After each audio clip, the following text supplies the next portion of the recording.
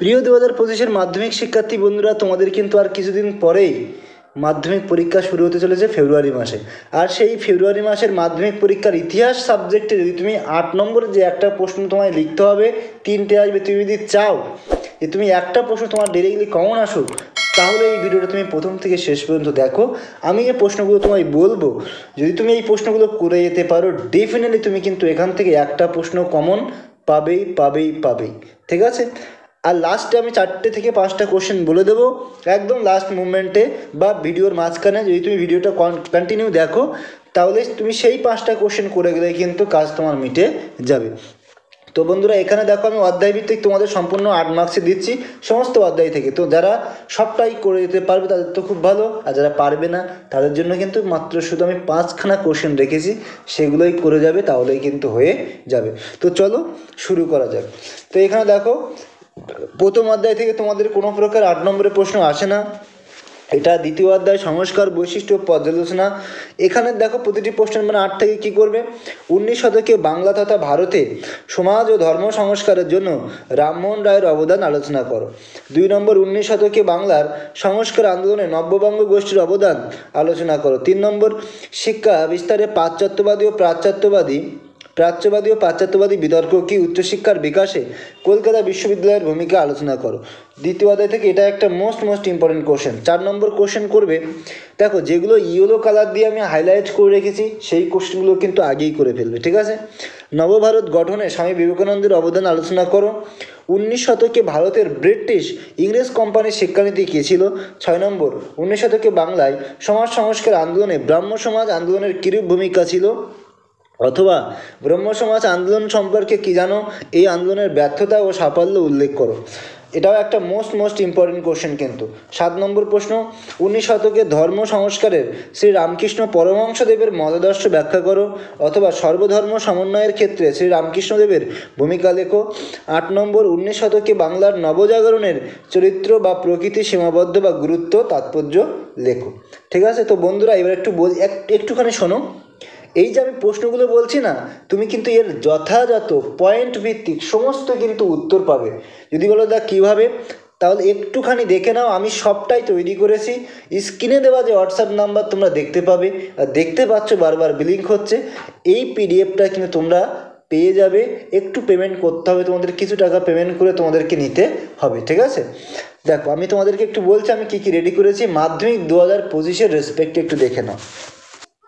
এখানে বন্ধুরা তোমরা দেখতে পাবে আমি কিন্তু তোমাদের ভূগোল বিষয়ের জন্য দেখো এমসিকিউ এসিকিউ 2 মার্কস রেডি করেছি, 3-5 রেডি করেছি।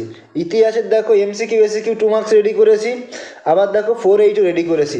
যদি তুমি আমার এই পিডিএফটা পড়ে যেতে পারো, তুমি এই পিডিএফ থেকে তুমি পশ্চিমবাংলার যে কোনো স্কুলে তুমি টেস্ট এক্সামিনেশান দিয়েছো না কেন, তুমি যে কোনো স্কুলের কোশ্চেন তুলে দেখো, আমার এই সাজেশনের মধ্যে কিন্তু মিল থাকবেই থাকবে। ঠিক আছে? বা এই কোশ্চেনগুলোই কিন্তু ওর মধ্যে ইনক্লুড করা আছে। সুতরাং তুমি যদি এগুলো পড়ে যেতে পারো, তোমার কোনো চিন্তা করতে হবে না। তুমি কিন্তু এখান থেকে ডেফিনেটলি কোশ্চেন কমন পাবেই পাবে। যদি তুমি কোশ্চেন কমন না পাও, তুমি যে আমাকে পেমেন্টটা করবে, আমি তোমাকে রিটার্ন করবই করব। এটা আমার তরফ থেকে গ্যারান্টি রইল।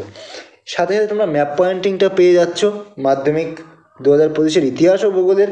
তারপর দেখো বাংলার একদম কমপ্লিট নোটস রেডি করেছি। বাংলা তোমরা যদি এখানে দেখো, ঠিক আছে, বাংলা দেখো, এখানে গল্প কবিতা 3-5 সবটাই আমি রেডি করে মোটামুটি দিয়েছি। এখানে গল্প কবিতার এমসিকিউ এসিকিউ, এখানে দেখো গল্প কবিতার নাটক প্রবন্ধ থেকে 5 মার্কস, আর এখানে দেখো কোনি ব্যাকরণ, রচনা, সংলাপ, প্রতিবেদন, বঙ্গানুবাদ, এইগুলো সবটাই মিলিয়ে কিন্তু আমি তোমাদেরকে বাংলা মাধ্যমিকে তৈরি করে দিয়েছি। তো বন্ধুরা, আশা করি এই নিয়ে তোমাদের কারো কোনো সমস্যা নেই, তোমরা আশা করি এগুলো বুঝতে পেরেছো। তো এই যে তুমি স্ক্রিনে হোয়াটসঅ্যাপ নম্বর দেখতে পাচ্ছ, এটা আমার সাথে যোগাযোগ করো। 3টে সাবজেক্ট নিলে 280 পে করলে হয়ে যাবে। ঠিক আছে? আর যদি তুমি ইন্ডিভিজুয়াল সাবজেক্ট নাও, তাহলে 79 করে পে করতে হবে। বাংলাটা একটু বেশি করতে হতো, সেটা হচ্ছে কি 99। ঠিক আছে? 3টে একসাথে নিলে আমি তোমাকে আরও কম সময়ের মধ্যে দিয়ে দেওয়ার চেষ্টা করব। তো চলো এবার আমরা যেখানে ছিলাম তৃতীয় অধ্যায়, সেখানে চলে যাব। যারা নিতে চাও অতি অবশ্যই স্ক্রিনে দেওয়া হোয়াটসঅ্যাপ নাম্বার আমার সাথে যোগাযোগ করবে। তৃতীয় অধ্যায় থেকে তোমরা এখানে দেখতে পাবে যে কী কী কোশ্চেন আছে। এখানে প্রতিটি প্রশ্নের মান 8। দেখো, নীল বিদ্রোহের কারণ, বৈশিষ্ট্য বা প্রকৃতি বা চরিত্র বা ফলাফল বা গুরুত্ব আলোচনা করো। নীল বিদ্রোহটা ভালো করে পড়বে। সাঁওতাল বিদ্রোহের কারণ, চরিত্র বা প্রকৃতি বা বৈশিষ্ট্য, গুরুত্ব বা ফলাফল বা তাৎপর্য আলোচনা করো। মুন্ডা বিদ্রোহের কারণ ও গুরুত্ব, ফলাফল, তাৎপর্য লেখো। ওয়াবি আন্দোলন কি, এই আন্দোলনের চরিত্র বা প্রকৃতি, ব্যর্থতার কারণ ও গুরুত্ব ব্যাখ্যা করো। 5 নম্বর, ভারতের ঔপনিবেশিক অরণ্য আইন প্রবর্তনের পটভূমি লেখো। এই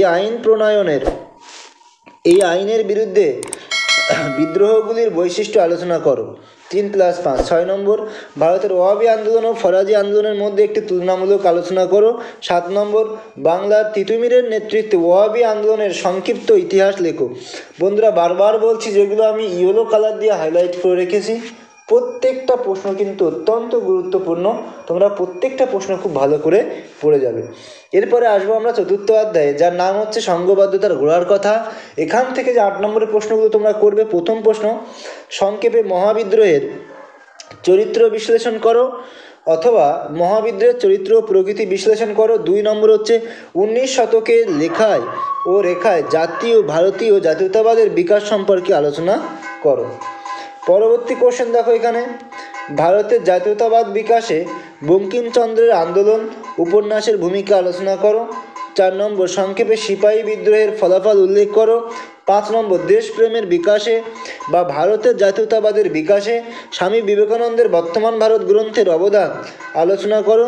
6 নম্বর হচ্ছে ব্রিটিশ বিরোধী জনমত গঠনে বাংলার বিভিন্ন রাজনৈতিক সংগঠনগুলির বিবরণ দাও। এরপরে আমরা চলে আসবো পঞ্চম অধ্যায়। এখানে প্রতিটি প্রশ্নের মানে 8-এ তোমরা কী কী করবে দেখে নাও। বাংলায় বিজ্ঞান ও কারিগরি শিক্ষার বিকাশের সংক্ষিপ্ত বিবরণ দাও। ব্রিটিশ শাসনকালে বাংলার বিজ্ঞান শিক্ষার বিকাশ সম্পর্কে আলোচনা করো।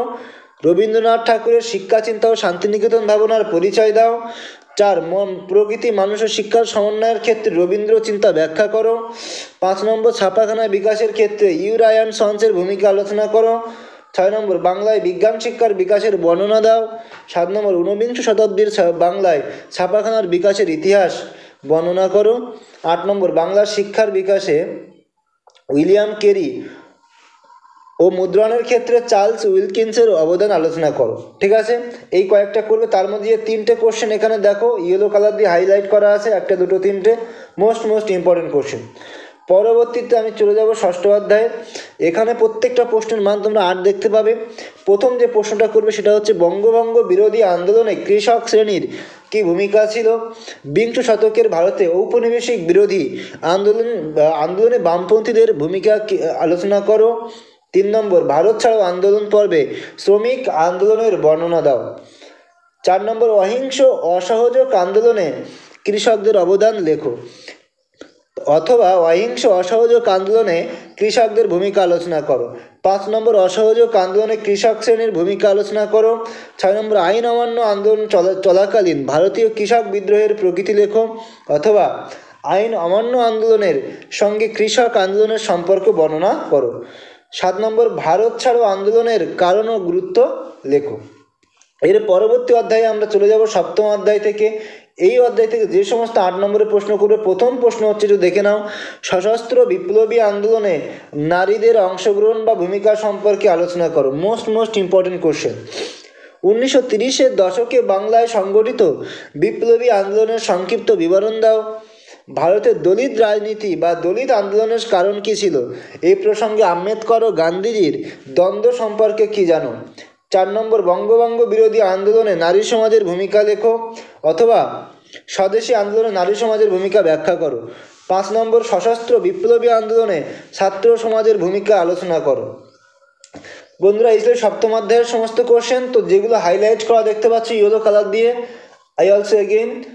আমি তোমাদেরকে আবার রিপিট করছি বা বলছি যে তোমরা এগুলো কিন্তু বারবার করবে। ঠিক আছে, তারপর দেখো অষ্টম অধ্যায় কী করবে।